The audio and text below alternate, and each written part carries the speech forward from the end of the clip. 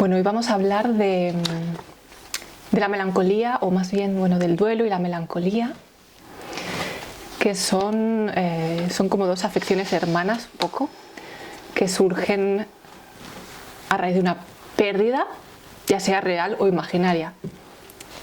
Yo creo que siempre tiene algo de... Todo lo real tiene siempre algo de imaginario, siempre va mezclado, ¿no? Porque para el inconsciente no hay una distinción. Y en ese sentido, también el duelo y la melancolía están muy ligados al deseo. Es como surgen a raíz de la sensación de pérdida de aquello que deseo o deseaba o aquello que amo. Viene un poco relacionado también con un vídeo que acabamos de grabar sobre un debate en Zoom sobre la soledad.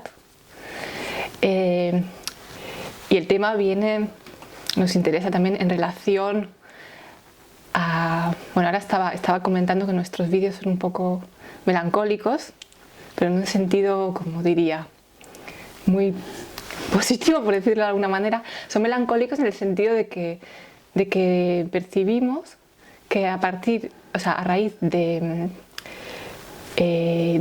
las actuales tecnologías digitales hay algo que se pierde, es una pérdida ahí, donde muchas veces hay una apariencia de que ganamos, de que estamos más conectados, de que tenemos más posibilidades, sí, pero hay algo que se pierde, que es lo espontáneo y la cercanía, y cómo todo eso afecta al deseo. Me acuerdo de hecho fue al terminar de otro debate que hicimos en la librería La Escalera, que estábamos buscando tema y salió el tema de la melancolía. Creo que lo saqué yo, supongo porque para mí es uno de los temas que más me interesan. Y les pregunté a la gente que estaba allí, que yo suponía que todos iban a considerarse melancólicos, y les hice la pregunta de si se consideraban melancólicos, y hubo un silencio y nadie se atrevió, voy a decir, o igual es que no se consideran. Y me pregunto, ¿tú te consideras una melancólica? ¿Yo? Sí. Sí.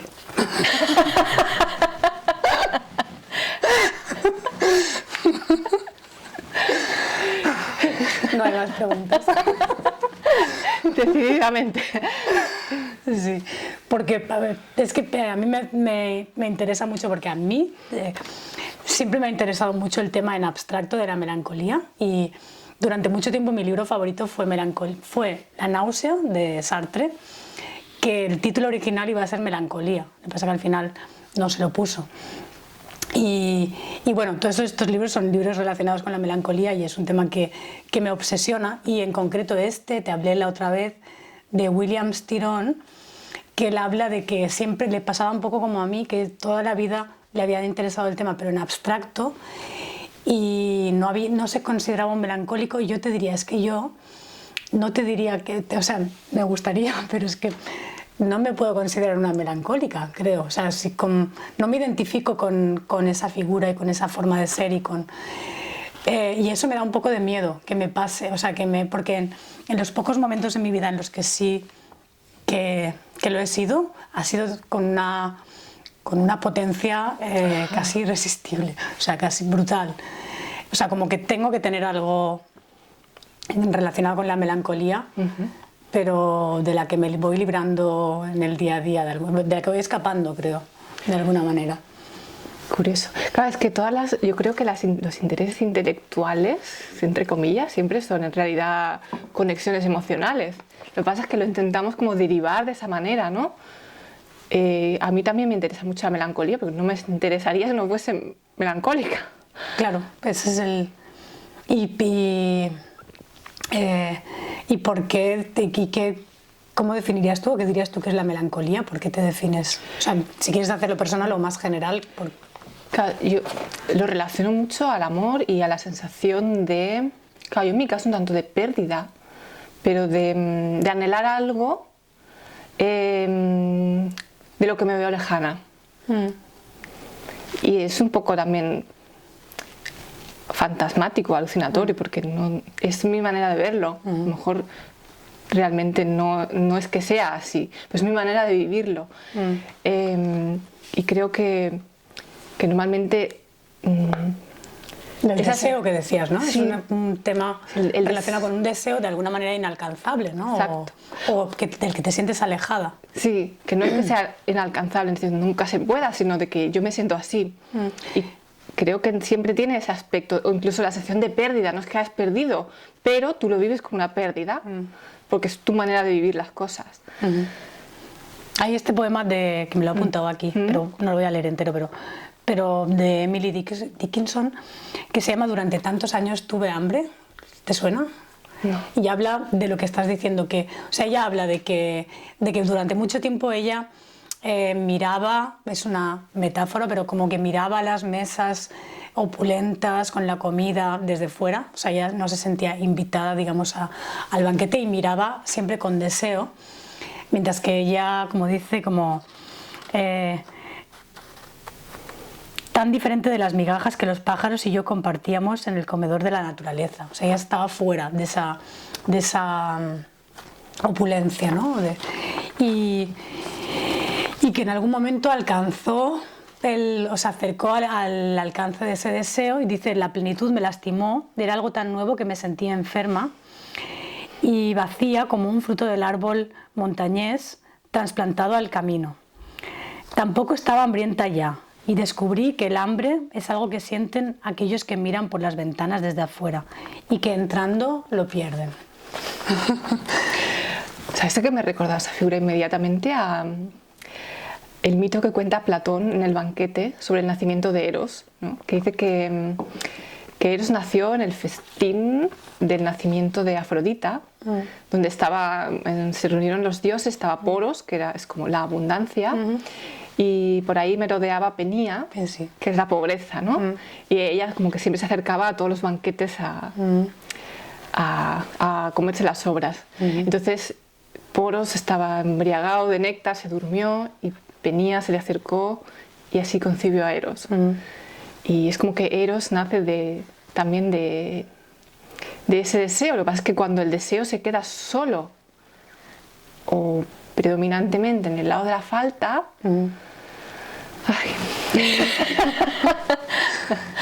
Sí, y Freud hace esta distinción, ¿no?, tan clásica entre la pérdida real, ¿no?, en el duelo, y la pérdida ya no solo imaginaria o fantasmagórica, como has dicho tú, sino quizás olvidada, ¿no?, o que uno no sabe que perdió en realidad, ¿no?, que hay una pérdida pero no sabe muy bien qué se perdió.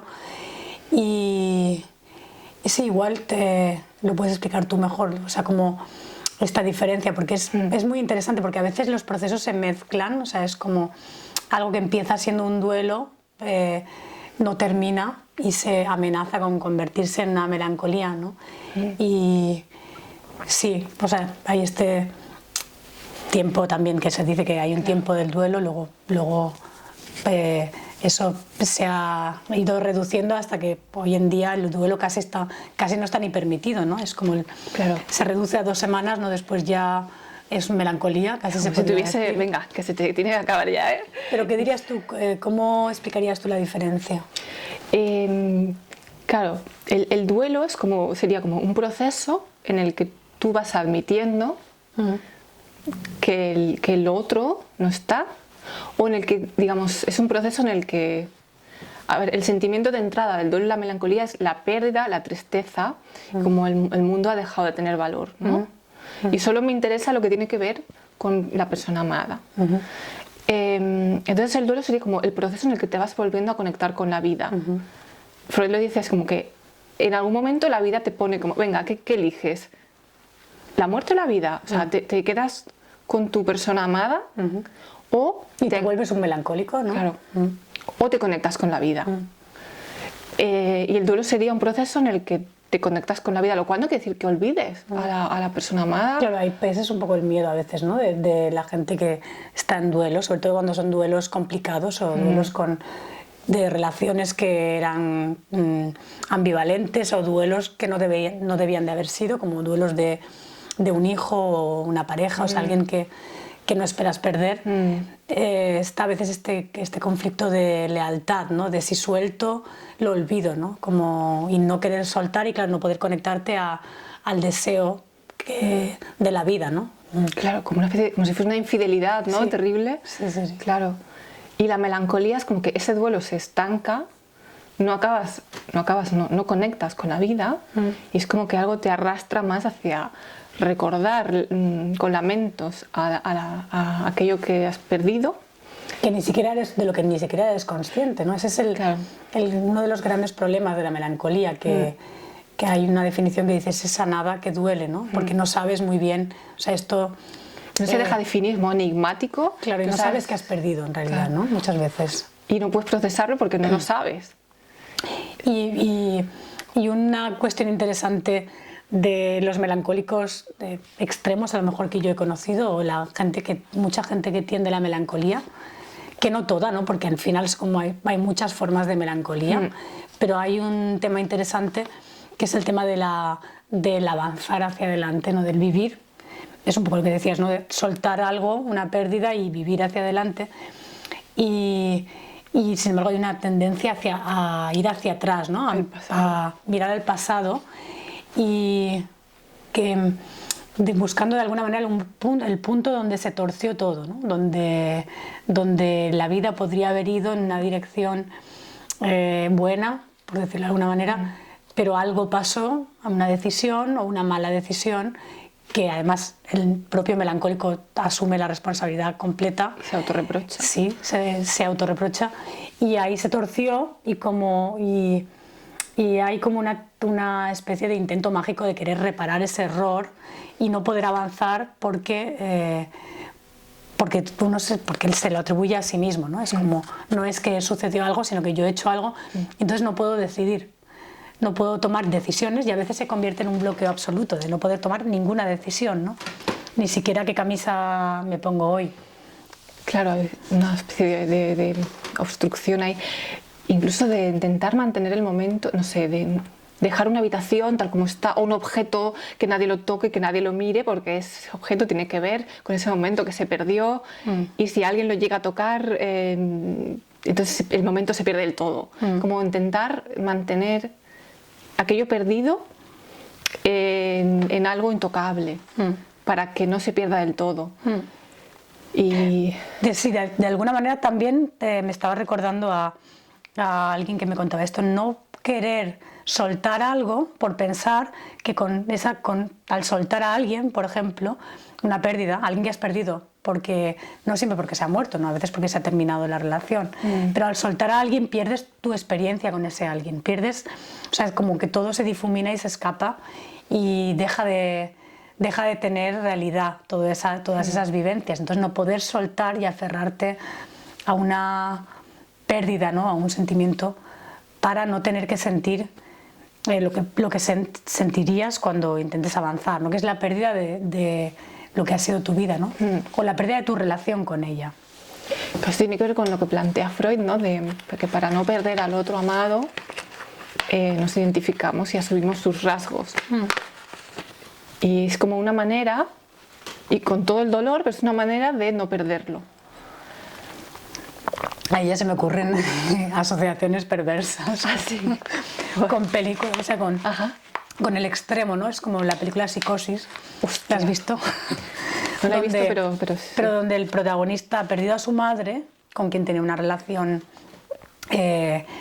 simbiótica, ¿no? O identificativa. Bueno, de hecho, conozco un caso de un vecino de Roberto también, de que hay esta identificación con la persona amada y odiada, ¿no? La madre en este caso, y en cuanto desaparece la encarnas, te conviertes en ella, ¿no?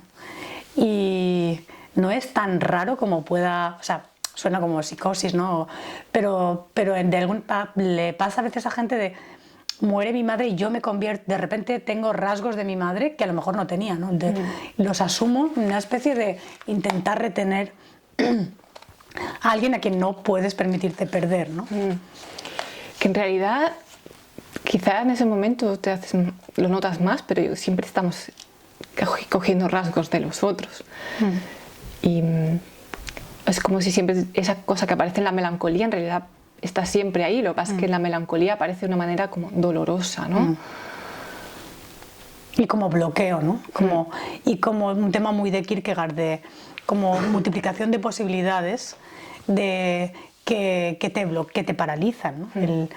Porque aquí van muy asociadas a la equivocación también, o al error, o al hacerte culpable, que dice él, ¿no? A hacerte culpable de destrozarte tu propia vida, de alguna manera, ¿no? Ese es el autorreproche, ¿no? Es que, claro, ahí dice Freud que la diferencia entre el duelo y la melancolía es que en ambos el mundo carece de valor. Pero en la melancolía, además, el yo carece de valor. Es como una desvalorización, ¿no? Entonces, la culpa o la vergüenza, como él habla de que la persona melancólica está siempre hablando de sí mismo como soy un desastre, no valgo para nada, es que cómo puede ser, qué tal me quiera si yo no valgo nada. Y claro, esa expresión de Kierkegaard de la culpa es esa desvalorización, ¿no? De yo no valgo. Claro, justamente una persona que se negó o por lo que fuese de la historia de su vida, se negó al amor. De hecho, tiene este episodio en que Los caminos de la vida, ¿cómo se llama el libro este? Bueno, no me acuerdo del libro, pero tiene como un capítulo que es culpable o no culpable, donde habla del tema de si es culpable de haber dejado a Regina, ¿no? Es un autorreproche que en ese sentido no he seguido mi deseo, ¿no? Y me he condenado a esto, ¿no? A eso, a no haberlo seguido. Y asociado con una culpa, ¿no? Con una culpa, porque al final la culpa asociada a la elección, ¿no? Que la culpa siempre va ligada a la idea de la posibilidad de libertad de elección, ¿no? Si todo sucediera, no habría culpa porque no habría posibilidad de elegir, pero eso es uno de los temas que torturan al melancólico, ¿no? El hecho de que la vida sigue, de que debería de elegir, ¿no? De alguna manera, pero está bloqueado porque elegir significa poder equivocarse. Y eso es interesante, que en el tema de que el hombre William Styron, que perdió a su madre muy joven y luego tuvo una vida como muy prolífica, y de hecho escribió, uno de los libros que escribió es La decisión de Sofía, donde una madre se ve en la tesitura de tener que elegir entre dos de sus hijas. O sea, como que este tema del peso que cobra cada decisión, en este caso llevado a lo crucial, ¿no? Pero al final lo que decías el otro día son todo calcomanías, ¿no? Cada decisión se convierte en crucial porque es dirigirte hacia algún sitio, ¿no? Que te recuerda a algo que ya pasó, como que algo que ya se te imprimió, por así decir. Claro, y que probablemente igual no fue tu decisión, ¿no? Es como, asumes todo, como decía Freud, ¿no? Todo gira alrededor de ti y tú te conviertes en el culpable de todo, ¿no? En el responsable y en la fuente del reproche, al haber interiorizado la persona perdida, ¿no? Ya es parte de ti, y el reproche es una forma el autorreproche es una forma de reproche de por qué me has abandonado. Sí. Claro, pero no es consciente. Claro. Entonces siempre,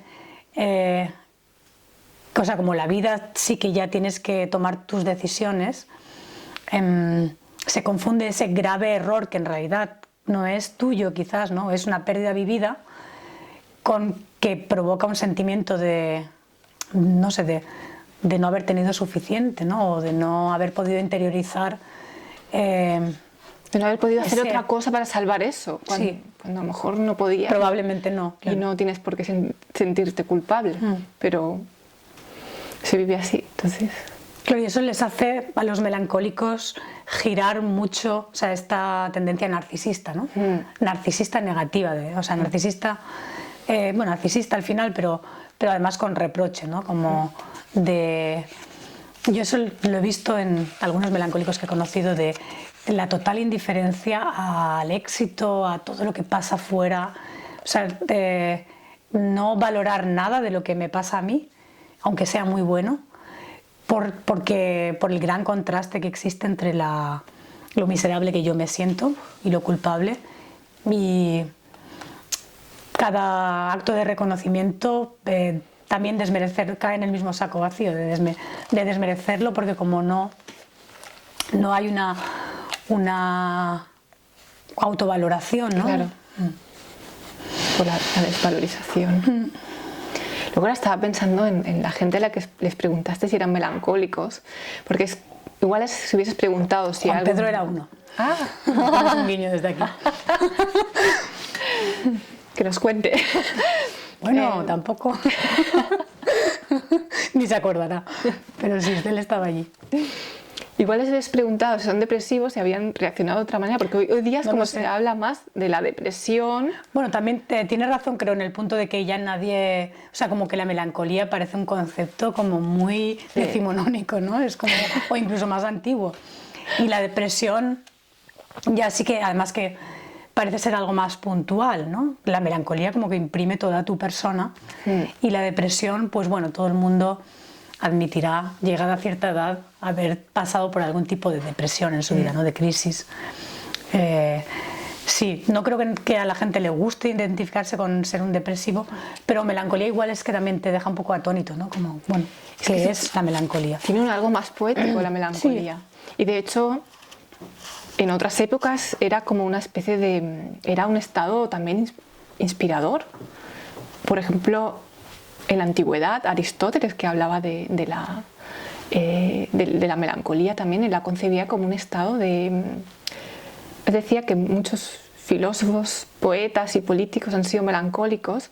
Era como que eso los ponía en un estado de... Él le llamaba, bueno, peritos, que quiere decir un poco que está por encima, no en sentido peyorativo ni nada, pero como que era un estado, bueno, una palabra que no sé si la decía así, creo que no, pero de inspiración que los llevaba a escribir, a crear, ¿no? Y también decía que la melancolía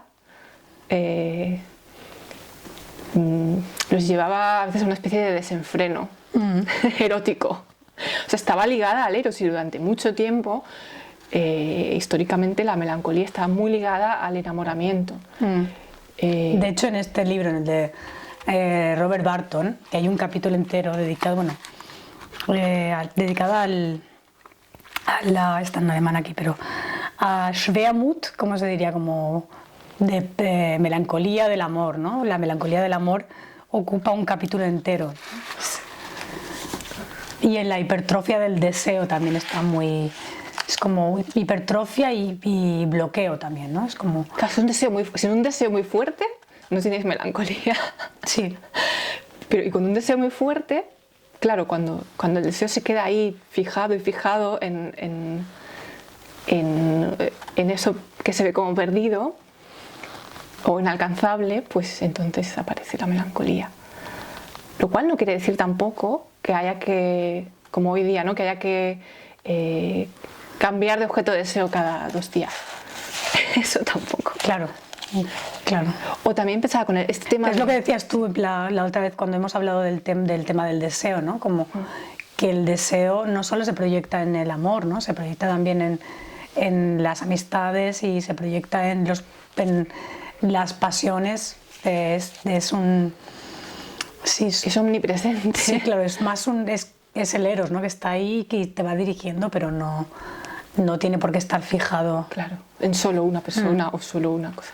Luego también pensaba, con estas tecnologías de la presencia, ¿no? De que todo tiene que estar presente y disponible, es como que no dejan a uno ser melancólico. Es como si te diesen la sensación de que no se puede perder nada, que es otra alucinación también, pero es como que tapan o encubren esa fase de duelo. Sí, de hecho me estoy acordando de una cosa que me contó Roberto ayer, de que en Corea, ¿no? En Corea del Sur han hecho bueno, no sé si conoces el capítulo de Black Mirror en el que se podían crear muñecos que eran físicamente iguales a tu objeto perdido, ¿no? Pero claro, pero no tenían alma, por decirlo de alguna manera, ¿no? Tenían la voz, la forma, o sea, se les había programado, eran como robots. Y que ya se han hecho hologramas en Corea, ya existe ya es realidad. ¿En serio? Con toda la información y todo el rastro que uno va dejando en los iPhones y los cacharros tecnológicos, eso es recogido y va componiendo como frases a la hora de contestar al que está pasando el duelo. Eso ya es un nivel más, ¿no? Es como, porque ahí ya pierdes la posibilidad de hacer, no solo pierdes la posibilidad de ser melancólico, sino pierdes la posibilidad de hacer un duelo. Claro. Y lo que decía... No, yo me quedo en mi siglo, ¿no? Perdona. Digo que al final siempre pensamos, bueno, eso está ahí, pero no hay que hacer uso, pero nos conocemos, ¿no?, a la especie humana, y cuando existe una posibilidad y de repente te ves en la situación, pero imagínate un mundo lleno de muertos vivientes, ¿no?, y de gente conectada, o sea, como gente incapaz de hacer el duelo, incapaz de conectarse con la vida y conectada a... Eso está materializado, el tema de Freud, ¿no?, del duelo y al final es una condena a ser melancólico, ¿no?, en realidad, una condena a no desvincular el deseo de lo muerto, lo que ya no existe, ¿no?, y poder vincularlo con la vida. La verdad es que asusta bastante. Es muy siniestro. Sí. Y es de nuevo el tema que hablamos muchas veces del fármaco, como un sustituto sin vida. Claro, es para evitar el dolor, ¿no? Todo el tiempo. Es que me estoy acordando de una película de Lántimos, no sé si la has visto, se llama Alps, y era un poco un estadio previo, que es un grupo de gente que se dedica profesionalmente a sustituir. O sea, por ejemplo, si tú has perdido una persona y para el proceso del duelo viene una persona contratada de esa empresa y sustituye a esa persona que has perdido. Hace ese papel.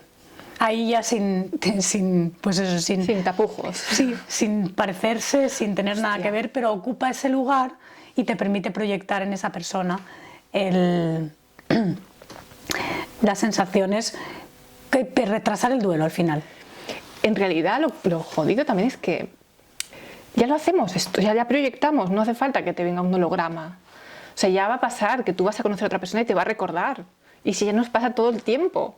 Lo que pasa es que, como algo natural, digamos. Lo que pasa es que se intenta ya monetizar, ¿no? Desde internet, desde, por ejemplo, en ese caso de la película, desde una empresa, o no sé cómo será en Corea, pero no sé si tienes que pagar. Una empresa será, tienes que comprar el holograma o lo que sea, eso. Supongo, pero no solo monetizar, sino que a ver cómo te desvinculas. Eso claro. el tema de toda la gente se metió en Zoom cuando no hubo otra manera de conectarse, pero bueno, luego teóricamente cuando termina la pandemia todos vamos a hacer una fiesta, ¿no?, y nos vamos a encontrar, no va a pasar. Evita el duelo pero lo eterniza también. Claro. Es que en la película Inteligencia Artificial, la de Steven Spielberg, también es lo mismo. Es de una familia que pierde un hijo y, bueno, no lo pierde, está muy enfermo, está a punto de morir, y lo sustituye con un robot también, de un niño. Y claro, el asunto acaba fatal, obviamente. Claro, es que es una sustitución aparentemente temporal, que es lo que también da miedo ahora en toda esta historia, ¿no? Que es como todo es delimitado en el tiempo, pero nunca acaba y además nos vamos acostumbrando, ¿no? Y sí, en realidad, y esto es un poco a lo que me refería en el vídeo de antes, ¿no? Como que al final nos adaptamos a una forma de vivir, pero en realidad no nos adaptamos sin un precio, ¿no?, sin un coste emocional, y bueno, y en el camino se quedan toda la gente que no se quiere adaptar, ¿no?, que no lo soporta, pero sí tiene un coste emocional esta adaptación. Es como que si nos queremos adaptar nos obliga a una amnesia, ¿no?, que lo hemos hablado otras veces. Sí, a olvidar, sí. Aquí me viene el poema de Baudelaire, El cisne, muy bueno también sobre que habla de, bueno, la figura esta es un cisne que está en una ciudad en París, que cambia tan rápido y desaparecen los espacios que el cisne necesita, o donde el cisne está ubicado, ¿no? El cisne o el paseante o quien sea, ¿no? Como cambia más rápido el espacio de lo que tú puedes adaptarte a él, ¿no? Y lo que dice el corazón, que la ciudad cambia mucho más rápido, la ciudad o la tecnología mucho más rápido que el corazón humano, ¿no? Que va a rastras al final, y que acaba teniéndose que adaptar, ¿no? Es como... Es inhumano. Si de repente va a ser la única manera, pues bueno, la vamos a aceptar, no vamos a pensar en positivo, como se decía en el debate, y a ver el lado bueno, y para el resto de la soledad nos cogemos un libro y nos conectamos con el autor que lo escribió, ¿no? Porque hay más conexión ahí que la realidad. Claro. Justo estaba pensando yo antes en lo de la gentrificación de los barrios también. El barrio este de pescadores de Denia, que nos gustaba tanto y que han pasado tantas cosas ahí, y al destruirlo cómo se ha borrado todo eso, ¿no? Y esa sensación de melancolía que te deja... Claro, ese es el poema de Baudelaire. Como en Cinema Paradiso, ¿no? Como ese loco que está cuidando de la plaza que al final, donde se proyectaba el cine, acaba siendo un parque. Claro, él decía eso, que todos los barrios con recovecos y casitas son sustituidos por amplias avenidas donde todo es visible, sí, no hay puntos ciegos, ¿no? También que faltan. Terrible. Estoy muy triste. Y lo que decías antes, retomando, o sea, cómo se ha ido viendo la melancolía a través de la historia, ¿no? También, que todavía en Aristóteles tenía este punto heroico, ¿no? De alguna manera, y que eso se ha ido perdiendo poco a poco. Y al contrario, se ha visto que el suicidio es un poco el extremo, ¿no? Un suicidio es un fracaso vivido para la sociedad. O sea, es un fracaso claro de que algo va mal in extremis, ¿no?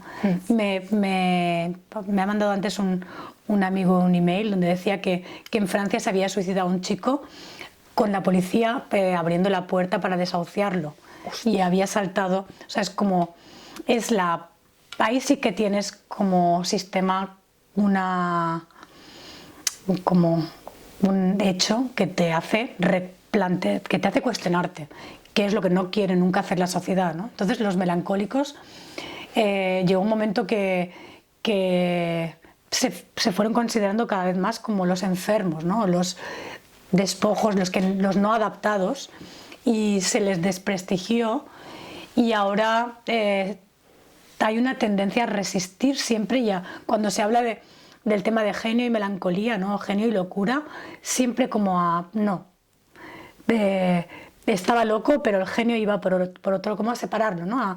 A disgregarlo, no es lo mismo, ¿no? Esto es una enfermedad. Y a patologizar, claro. Y lo otro es la genialidad, ¿no? Y no todos los genios son melancólicos, cosa que yo no creo. O sea, yo estoy con Aristóteles, no... Otra cosa es que cada locura tiene su forma, ¿no? Claro. Pero no creo que pueda haber genialidad sin melancolía, no lo creo. No sé cómo lo ves tú. Es como que va ligada a la herida. Yo también lo pienso así, que es como que la genialidad también va ligada como a un modo de reparar una herida. Y en ese sentido está ligado a la melancolía. Y ahí hay mucha fuerza, ¿no? Un impulso muy vitalista, ¿no? En el fondo. Es que no sé, a mí la palabra melancolía, claro, ahora suena como anticuada o algo así. Esta es la nueva melancolía, por Roberto Calvo. La nueva imagen de la melancolía, ¿no? Esta es la otra. Que no se detecta, porque ellos muy probablemente no detectan la melancolía. Claro, esta es la otra melancolía, ¿no? La de Durero. Este es el cuadro más famoso de la melancolía, que representa la ciencia también, ¿no? Es interesante que esa disgregación y esa desconexión de los objetos y la búsqueda de algo que ya no sabes, de algo perdido a través de la numeración, ¿no? O el recuento, y la imposibilidad, la inutilidad de esa empresa, ¿no? De que el sustituto no va a ser nunca. De que nunca es alcanzable. Como el poema de Dickinson, no vas a llegar nunca, ¿no? Con números a la plenitud, ¿no? No. Al revés. Claro, al revés, cada vez te alejas más de lo esencial, en realidad. Bueno, la verdad es que este tema me gustaría volver a retomarlo, porque porque como hay tantos aspectos, ¿no? Se puede hablar desde la historia de la melancolía hasta volver las tecnologías. Claro, volver a conectarlo con las tecnologías. Pero igual lo dejamos aquí. Sí, seguimos otro día. Vale, pues un brindis. Un brindis. Por la melancolía. Por la melancolía creativa.